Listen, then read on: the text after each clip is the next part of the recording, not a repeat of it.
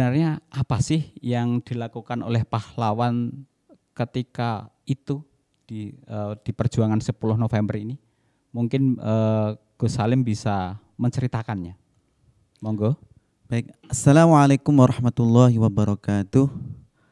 Alhamdulillahirabbil alamin. Wassalatu wassalamu ala asrafil anbiya wal mursalin sayyidina wa maulana Muhammadin wa ala alihi wa sahbihi ajma'in. Allahumma rabbis shrahli sadri wa yassirli amri wahlul 'uqdatam min lisani yafqahu qawli, amma ba'du. Pemirsa IKN Islamic TV yang dimuliakan oleh Allah Subhanahu wa taala.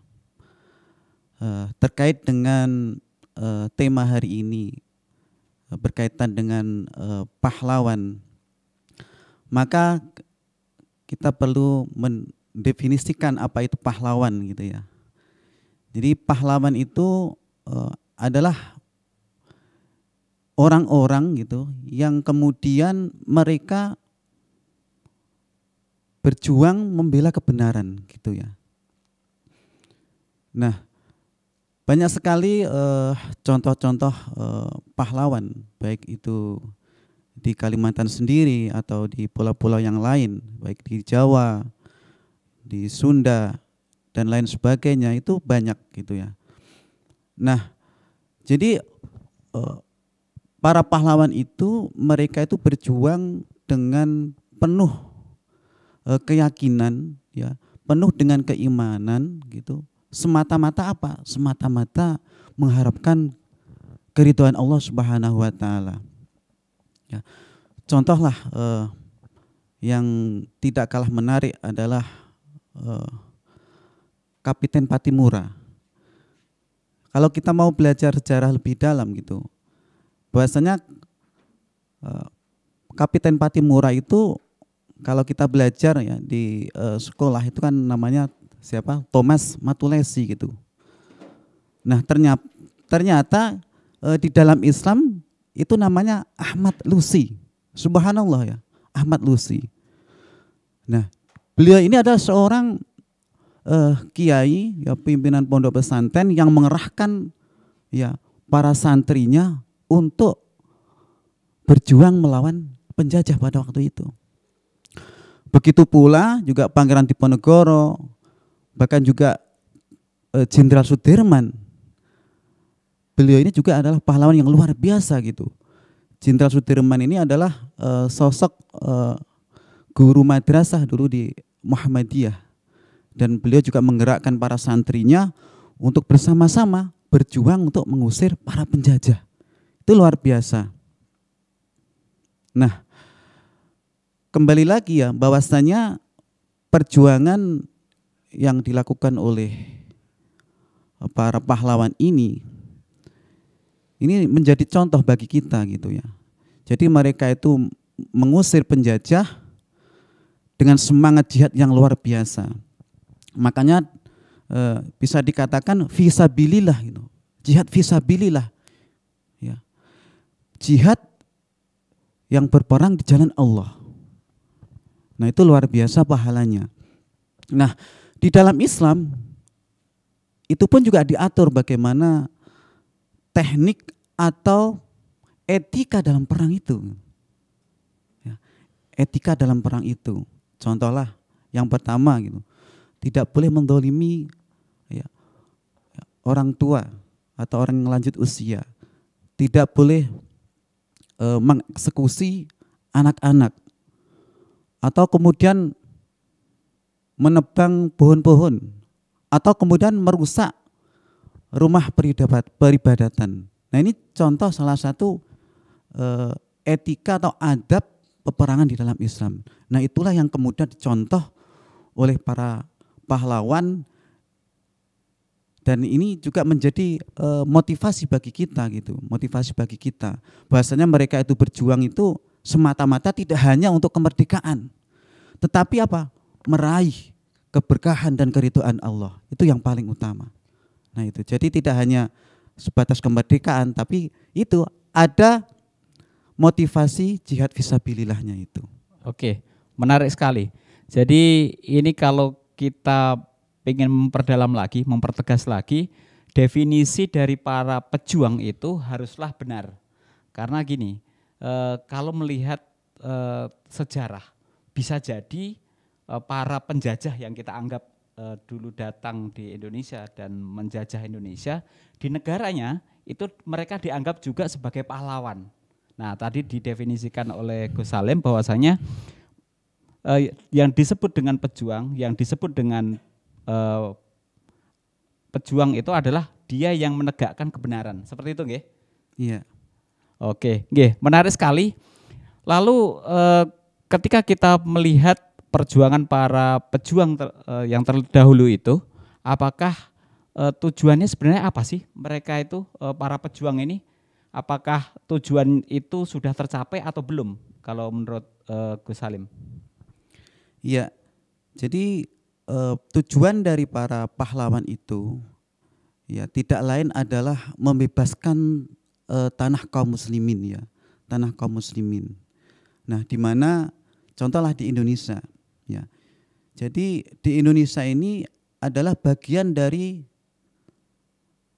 kekhilafan Utsmani gitu ya. Nah, Islam datang itu bukan untuk menjajah, tetapi untuk apa? Menaklukkan futuhat, ya futuhat. Nah, disitulah kemudian dengan adanya futuhat itu kan pintu-pintu keberkahan, pintu-pintu kebaikan itu dibuka gitu. Makanya ketika contohlah Muhammad Al-Fatih gitu ya, yang beliau menaklukkan kota Konstantinopel atau yang lainnya. Nah, itu ada futuhat dan itu juga diambil dari Al-Qur'an gitu. Di dalam surah Al-Baro'ah itu kenapa tidak diawali dengan basmalah ya, tetapi disitulah kemudian Allah memerintahkan untuk berperang.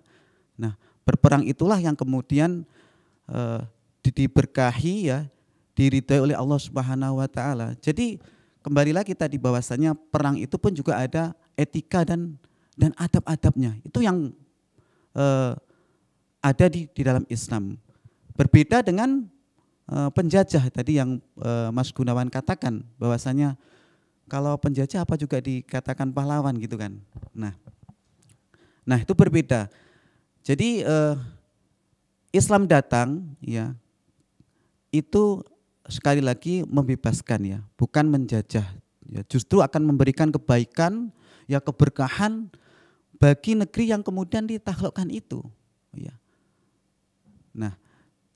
Nah di dalam kitab Nizamul Islam ya, dalam bab Qiyadah Fikriyah fil Islam gitu, dijelaskan bahwasanya di dunia ini ada 3 ideologi ya. Yang pertama adalah komunis gitu, kemudian juga kapitalis, di situ ada sekuler tentunya, dan yang ketiga adalah Islam. Nah, saat ini yang terjadi itu adalah penjajahan dengan pemikiran atau ideologi kapitalis sekuler tadi. Nah, tentu dengan ideologi yang tertanam ya, yang diberikan oleh penjajah itu ya tentu berbeda dengan Islam gitu. Kalau penjajah itu mohon maaf ya, kalau perang ya itu biasanya diawali dengan pesta-pesta ya. Berbeda dengan Islam, Masya Allah sosok tadi Jenderal Sudirman atau kemudian Pangeran Diponegoro itu, beliau itu juga seorang ulama ya, orang yang pandai ya, kemudian juga beliau selalu ya mendekatkan diri kepada Allah, tidak lupa untuk kemudian mendekatkan diri kepada Allah melalui puasanya ya, melalui zikirnya, itu yang mendorong. Ada sisi ukhrawiyah. Nah, berbeda tadi dengan penjajah yang mereka kemudian melakukan itu hanya sebatas ingin nilai materi saja, tetapi tidak ada nilai ukhrawinya. Nah, seperti itu, tidak ada nilai akhiratnya. Berbeda dengan Islam tadi, Islam itu ada nilai akhiratnya. Nah, seperti itu. Oke. Ya, melihat fakta-fakta yang saat ini terjadi dan tadi telah disampaikan bahwa tujuan daripada perjuangan adalah untuk membebaskan, bagaimana kondisi dari negeri-negeri Islam saat ini. Apakah sudah sesuai dengan tujuan dari perjuangan tadi, ataukah justru malah makin terpuruk untuk saat ini? Iya, ketika kita melihat ya negeri-negeri kaum muslimin, baik itu juga di negeri kita sendiri atau kemudian di negeri yang lainnya, ya memang penjajahan secara fisik memang sudah tidak ada gitu. Artinya penjajah itu sudah pulang ke negerinya gitu ya. Nah, namun mereka ya tidak kemudian berlepas tangan gitu.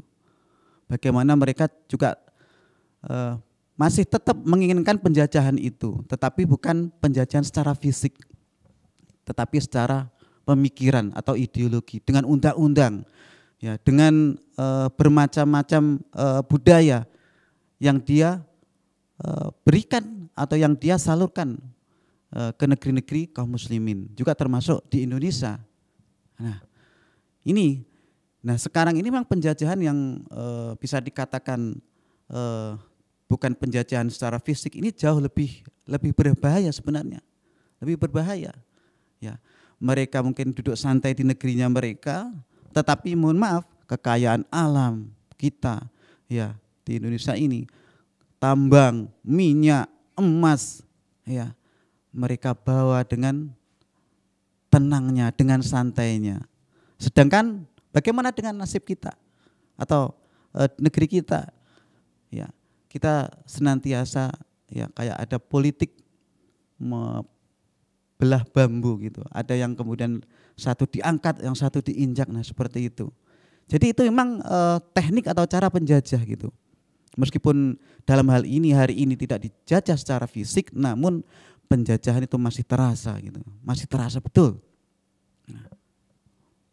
Oke, menarik sekali ketika coba kita perdalam lagi. Jadi ini banyak sekali sekarang yel-yel bagi anak-anak muda saat ini. Indonesia bukan tanah airku, karena tanah masih sewa, air masih beli. Nah, ini mungkin sangat cocok sekali dengan apa yang tadi disampaikan oleh Gus Salim. Oke, melanjutkan dari pembicaraan kita tentang sebenarnya perjuangan untuk menerapkan tadi, perjuangan-perjuangan dari para pendahulu kita, bagi para pejuang-pejuang itu adalah untuk membebaskan. Nah, membebaskan di sini, membebaskan yang seperti apa sih yang dimaksud itu? Mungkin bisa didetailkan, Gus Salim. Iya, penjajahan di sini adalah penjajahan, ya kalau bahasanya itu para pahlawan, ya kita itu kalau bisa harus bebas dalam hal ini harus tetap dalam koridor mengikuti aturan Allah Subhanahu wa taala. Ya. Bebas dari penghambaan sesama manusia, hanya menyembah kepada Allah Subhanahu wa taala. Allah itu tahu apa yang kemudian diinginkan oleh makhluknya. Ya, kita itu sebagai seorang mukmin ya yang kemudian hidup di buminya Allah, kita itu kan numpang di buminya Allah gitu ya. Nah, maka ya pingin aturan-aturan Allah itu kemudian diterapkan, ya baik dalam lingkup keluarga, kemudian masyarakat maupun negara gitu. Nah itulah kenapa kemudian Allah Subhanahu wa taala pun juga memerintahkan di dalam Al-Qur'an itu. Ya, a'udzubillahi minasyaitonirrajim. Ya, bismillahirrahmanirrahim. Wal takum minkum ummatun yad'una ilal khair wa ya'muruna bil ma'ruf wa tanhauna 'anil munkar wa ulaika humul muflihun. Ya, dan hendaklah ada segolongan umat yang menyeru pada al khair, kepada Islam, ya, yang mencegah pada yang mungkar, dan itulah orang-orang yang beruntung. Itu Masya Allah, itu perintah Allah. Ya. Jadi kalaupun ada, ya, jika ada kemudian ada jamaah atau kemudian kelompok yang kemudian berjuang mengikuti perjuangan Rasulullah, karena pahlawan-pahlawan ini ya adalah orang-orang pemburu pahala. Ya. Jadi patokannya itu adalah Allah Subhanahu wa taala. Jadi seperti itu. Jadi mereka berjihad itu ya semata-mata mengharapkan keridhaan Allah. Ya bukan keridhaan manusia. Nah, itulah yang kemudian perlu kita tiru. Ya, kita melanjutkan perjuangan mereka yang saat ini mungkin ya dari sisi tadi sumber daya alam yang memang sudah dikuasai oleh bukan negara gitu, swasta, oleh asing dan lain sebagainya. Bagaimana kemudian kita mengembalikan kepemilikan itu menjadi ya kepemilikan umum negara dan kemudian diberikan oleh masyarakat agar kemudian masyarakat itu sejahtera, adil dan makmur, dan negeri ini menjadi negeri yang apa? Baldatun thayyibatun wa rabbun ghafur. Itu yang diharapkan gitu ya. Luar biasa sekali penjelasan dari Gus Salim ini. Nggih, kalau saya melihat dan mereview dari cerita-cerita zaman dahulu, apa yang disampaikan sama Gus Salim ini seiring berjalan. Jadi kalau zaman dahulu para penjajah itu menyebut para pejuang itu para ekstremis gitu ya, kalau tidak salah sebut ya. Nah saat ini ketika kita berusaha untuk melanjutkan perjuangan para pejuang itu akan dicap radikal. Kenapa kira-kira seperti itu, Tat? Bisa dijabarkan mungkin lebih dalam lagi. Iya, ini terkait dengan perjuangan ya orang-orang yang soleh, para ulama. Jadi sebenarnya kita ini ya Indonesia ini harus berterima kasih ya kepada Islam, para ulama. Jadi para ulama itu adalah kalau bahasa aset terbesar di dalam negeri ini. Ya, aset terbesar di dalam negeri ini. Para dai dan lain sebagainya. Itu aset terbesar. Coba kalau tidak ada para ulama, apa yang terjadi coba? Seruan jihad yang dilakukan oleh Bung Tomo itu juga salah satunya adalah ya meniru para ulama terdahulu. Pekikan Allahu Akbar, Allahu Akbar. Itu yang menggelorakan semangat jihad arek-arek Surabaya untuk mengusir penjajah. Ya, sekali lagi ya, saat ini memang tidak ada penjajahan secara fisik gitu. Namun kita bisa melihat pada faktanya, Masya Allah, luar biasa. Ya, belum generasi muda kita yang Masya Allah, luar biasa juga dicekokin oleh macam-macam. Ya, kalau kita berbicara itu belum berbicara pendidikannya, belum berbicara ekonominya, semua juga masuk ke dalam ranah peraturan, masih dalam peraturan penjajah. Nah,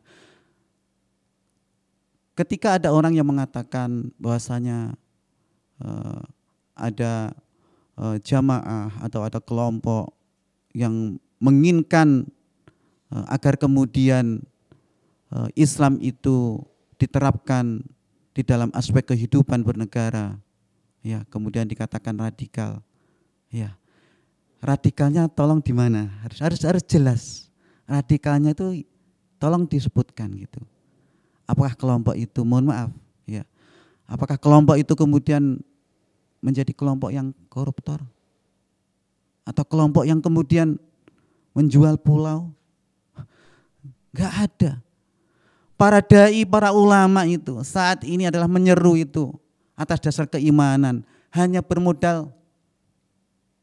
modalnya adalah li kalimatillah. Ya.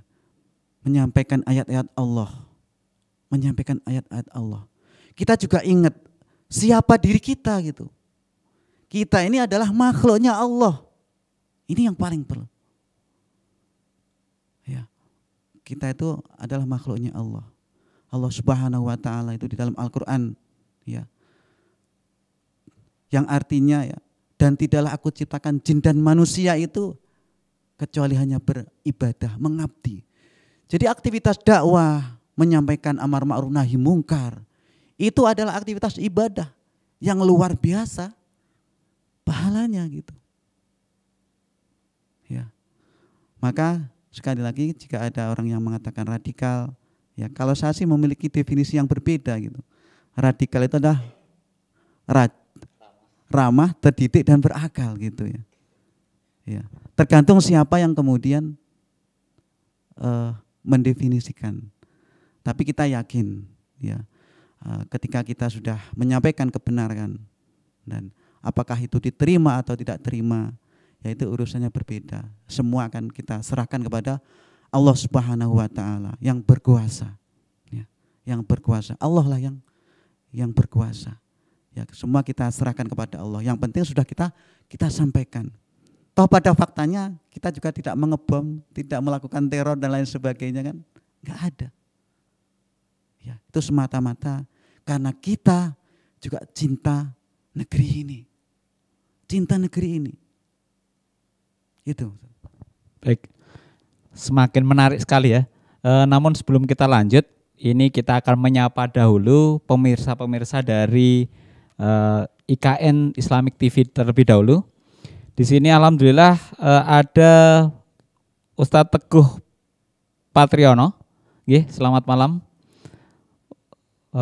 Ada Haji Jayadi, ada Ustadz Mahardika, ada Ustadz Tasrif, Ustadz Suwardi, dan masih banyak lagi dari para pemirsa ini yang tidak bisa kita sebutkan satu persatu. Jangan lupa untuk tetap like dan share, dan jangan lupa klik tombol subscribe agar channel ini bisa dikenal luas di seluruh Nusantara ini. Oke, karena insya Allah acara di IKN Islamic TV ini kajian-kajiannya sangat membangun pikiran kita. Oke, kita lanjut perbincangan kita pada malam hari ini. Melihat dari dua sisi tadi, bahwa perjuangan itu adalah yang disebut pejuang adalah ketika dia menegakkan kebenaran. Karena toh di negeri sana, di negeri asalnya sana, para penjajah itu tidak ada yang ditulis para penjajah. Tapi mereka di sana dimakamkan di taman-taman makam pahlawan. Kan seperti itu. Begitu juga para pejuang Islam itu, pejuang Islam di Indonesia waktu itu juga disebut mereka itu ekstremis-ekstremis. Nah, berarti ketika kita melihat tadi dikaitkan dengan radikal tadi adalah tergantung sudut pandangnya saja. Seperti itu nggih. Nggih. Baik, ini saya kira sangat luar biasa sekali dan perlu penyadaran juga kepada banyak masyarakat bahwasanya saat ini Indonesia sedang tidak baik-baik saja. Negeri ini sedang tidak baik-baik saja karena ternyata masih dijajah secara tidak fisik ya, tapi secara pemikiran, secara penguasaan ekonomi, penguasaan tambang dan lain sebagainya. Apakah seperti itu? Dan mungkin sebagai tambahan akhir diberikan juga nasihat-nasihat kepada para pemuda, pejuang, para pemuda-pemuda generasi penerus bangsa ini, bagaimana seharusnya kita itu bersikap untuk menghadapi keadaan saat ini. Mungkin bisa dijelaskan. Iya, sekali lagi ya bahwasanya peran ulama ya itu luar biasa di negeri ini ya. Mereka adalah aset ya, aset. Dan kita sebagai generasi negeri ini ya, generasi negeri ini kita itu harus berterima kasih kepada para pahlawan kita ya, orang-orang yang mereka berjuang siang malam, mengorbankan segala harta ya, pikiran, keluarga. Dia itu tidak memperkaya dirinya sendiri, tapi mereka berpikir luas ke depan. Untuk apa? Untuk siapa? Untuk negeri ini, untuk generasi selanjutnya. Itu yang perlu, yang sangat penting juga kita garis bawahi. Nah, kembali lagi tadi bahwasanya terkait dengan penjajahan non fisik, ya kita bisa melihat fakta. Ya, di negeri kita yang bisa menjadi contoh ini ya.